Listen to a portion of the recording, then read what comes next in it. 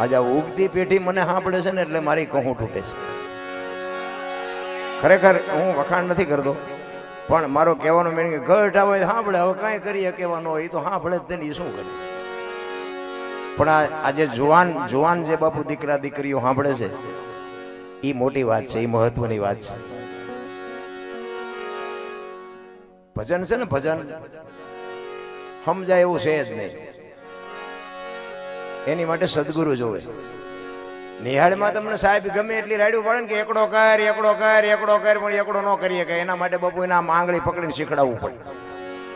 એમ સદગુરુ વિના બાપુ ભજન સમજાય એવું છે જ નહીં. અને તમને સમજાય જાય તમે અમને બોલાવો,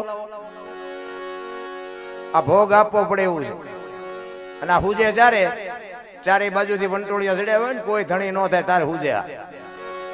એટલે તમારે કોઈને મૂક્યાનો માર્ગ નથી, એટલે તમે કોઈ કરી હકવાન નથી. અને અમારું હાલ છે આ બધું એમ છે. પૈસાના પાવર થી આ થાય એવું જ નથી. ભજન છે ને, ભોળાનાથ નો દીકરો કે ગણપતિ નું માથું કે ભોળાનાથે કાપ્યું પછી હાથેનું લગાડ્યું કે છે ને. અને આમાં જો એક બીજો ખુલાસો કરી દઉં કે આમાં મેં આ બધું સાંભળેલું છે. મેં કઈ ભાડ્યું નથી. કોઈ ફોન ન કરતા. હાસું લાગે તો હા, ખોટું લાગે તો પડ્યું રહેવા દેજો.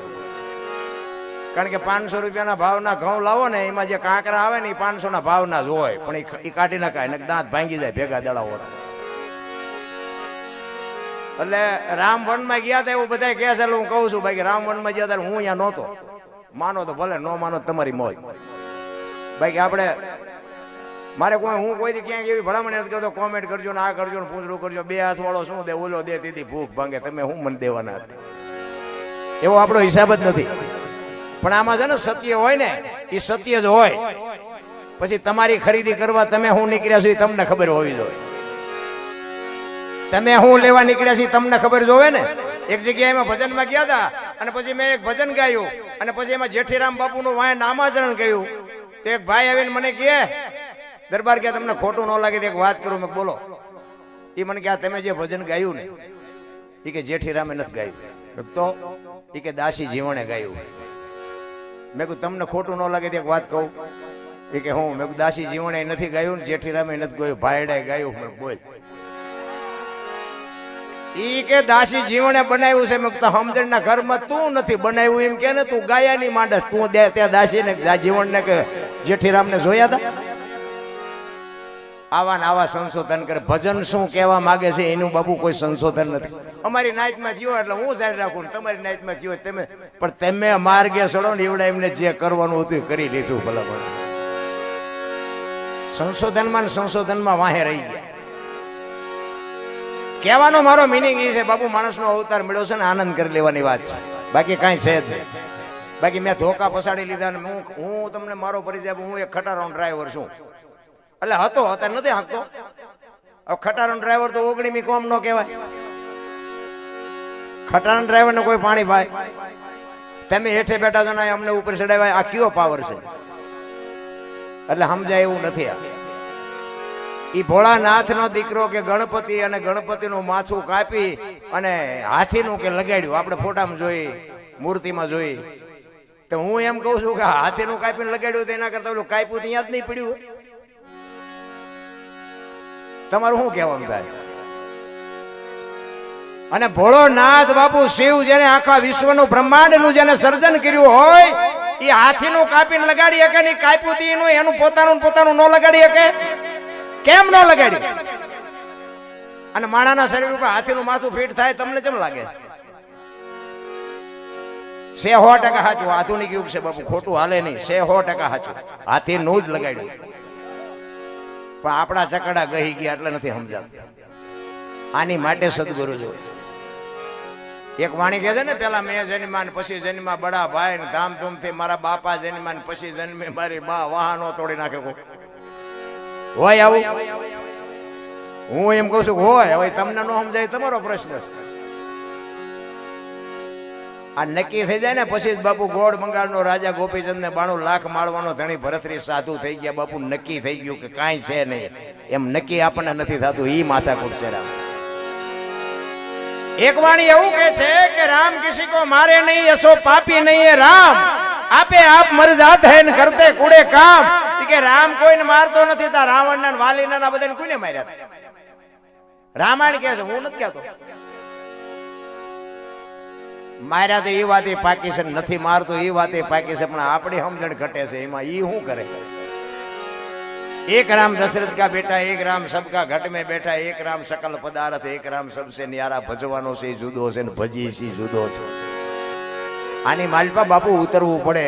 દૂધ હોય ને દૂધ, એમાં દીવો કરો ન થાય ને ઘી એમાં જ પડ્યું હોય, એ મંથન કરીને કાઢો ને ત્યાં દીવો થાય. આમને પાતળા દીવા કરવા છે એમ થતા છે. કેટલાય ફોન માં અમારું લોહી પણ આનું શું, આનું શું, આનું શું. મેં કીધું ગુરુ મહારાજ કર્યા છે તો કે હા, તમે એમનું લોહી પીવો. હું ક્યાં તમારો ગુરુ છું? અમે તો આનંદ કરી છે, મોજ કરીને. આમાં મેં કીધું એમ આમાં આપણું કઈ કામ હાલી ગયું એ જ મને ખબર નથી. આ બધાને પૂછો, મને ખબર જ નથી આ કેમ મારું હાલે છે. ખરેખર આ તાલમેળ નું આવડે એમ કે રેડી એટલે હું હાલતો થઈ છું. બાકી મને આમાં કઈ 100% સાચી ખબર નથી પડતી. નિખાલસ ભાવે બાપુ ભજન કરો. એટલા માટે સવારે અમે કીધું કે ભજનના ભરોસે રેજે, અંતે ઈ નર હોપશે અમર બીજે કે જેને હાથ લાગ્યો. આ ભરોસાની વસ્તુ છે. આ બાપુ છે એની પાસે તમે જાઓ, બાપુ કઈક દો, બાપુ કઈક દો, એમના ખિસ્સા મુક્તિની પોટલી તમને દઈ દે. પણ સાધુ કે ઈ કરાય, સાધુ કરે ઈ ન કરાય. ગુરુ કે ઈ કરાય, ગુરુ કરે ઈ ન કરાય. હલવાઈ જાવ, કેટલાય હલવાઈ ગયા છે. ગુરુ મેં હજી પૂરું જાણ્યું નહોતું, ઈ મીડિયા ચેલા બનાવવા ઈ હલવાઈ ગયા. ગુરુ કે કરાય. પછી ગુરુ જે કરતા હોય એ આપણે જોવાની જરૂર નથી. ગુરુ ભલે જે કરતા હોય, આપણો ગુરુ છે એટલે આપણને ખબર હોવી જોઈએ. અને હું તો એક જ વાત કરું, ગમે ત્યાં પ્રોગ્રામમાં જાઉં ને ભાઈ, મારી ભલામણ એક જ હોય કે માને બાપને બાપુ જાળવજો. કોઈ દી જિંદગીમાં મોડો દી નહીં ઉગે, આપણી ગેરંટી. મા બાપ જેવા બાપુ આ દુનિયામાં કાંઈ છે જ નહીં. અને તમારા મા બાપને તમે નહીં હાસો ને તો આ હવે જે પેઢી આવે ને એ બધી કોમ્પ્યુટરમાં ડાયરેક્ટ આવે, વ્યાજ છે ચૂકવી દેવાની. હા, એમાં પછી રોદડા રોયે પતવાનું નથી. હા, તમારે જ પેલ પાડવા પડે. આપણે કોઈક સાધુને સીતારામ કરીને તો જ પ્રજાને ખબર પડે કે મારા દાદા સીતારામ કરતા હતા, આપણે કરાય. તમે મંદિર જાતા હોય ને તો પેટીને ખબર પડે કે દાદા મંદિરે જતા હતા, આપણે જવાય. તમે કોકને બટકું રોટલો દો ને કે દાદા દેતા હતા, આપણે દેવાય. પછી તમે કોથળીઓ તોડતા હોય કે દાદા તોડતા હતા, આપણે તોડાય. આ ઘરની પેઢી છે, આ ઘરની નિહાળ છે. તમારે કેવા દીકરા, અને હું તો ખાસ બહેનોને ખાસ કહું, આજે ગોપીચંદ ને ભરતરી જેવા દીકરા થાય ને ગંગા સતી પાનબાઈ જેવી દીકરીઓ થાય. શું કામ ન થાય? કોઈ સમય બમય ભયો નથી ગયો ભલામણ. પણ હું તો એમ એક મારી ભલામણ છે, કોઈને કડવું લાગે તો માફ કરજો. આપણું કઈ પ્રોગ્રામ ઉપર હાલે છે એવું કઈ છે નહીં. હા, પણ સત્ય મને કહેવું પડે. મને એવા સંતોની કૃપાથી હું બોલી શકું છું. અને આ સ્ટેજ છે ને વ્યાસપીઠ છે, વ્યાસપીઠ ઉપર સત્ય અમારે બોલવું પડે કે દારૂ ન પીવાય એટલે ન પીવાય. પીવું હોય મારા બાપના ચા પૈસા, પણ ન પીવાય ન પીવાય. બાકી હાલો અહીંયા તમને દેખાડું શું દશા છે અમારી હારે. 6 વીઘા પી ગયા. અત્યારે ઈ ખેતર ભાગમાં રાખીને પાંચા ચડાવીને પાવડા ખંપે કરીને ઉભા હોય છે. આ તમારા બાપનું જ હતું, મિથ્યા હોત તો. આટલી જ વાર છે રામ. જેને આપતા આવડે ને લઈ લેતા આવડે. કોઈને જો પાવર હોય તો ખોટી વાત છે. બાકી મેં આ બધા મારા જાત અનુભવ છે. મેં કીધું ને કે આપણે ધોકા ફેરવી લીધા, હારા હારા વાહા તોડી નાખ્યા.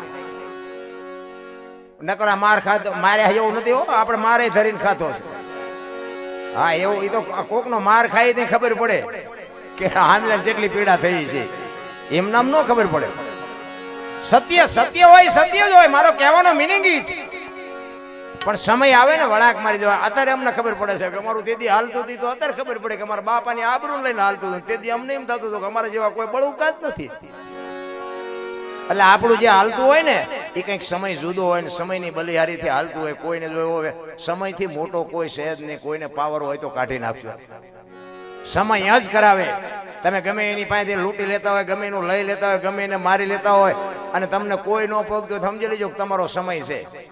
પણ સમય વિયો જાય ને કોઈને ખબર નહીં રહે, તેથી રાંકા ગહી નાખશે.